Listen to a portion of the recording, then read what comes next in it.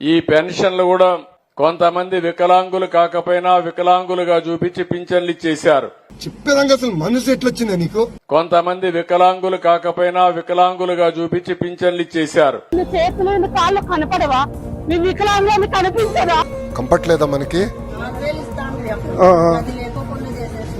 ఆ పిల్ల పింఛన్ రాకుండా తీసేసారు. మరి ఇది న్యాయమేనా చెప్పండి సార్. నాకు 200 వచ్చినప్పటి నుంచి పెన్షన్ వస్తుంది. ఇప్పుడు సడన్ గా నోటీస్ ఇచ్చి తీసేస్తున్నారు సార్. ఇంతవరకు దివ్యాంగులకు ఇచ్చిన పెన్షన్ తగ్గించిన దాఖలు ప్రభుత్వం చేయలేదు.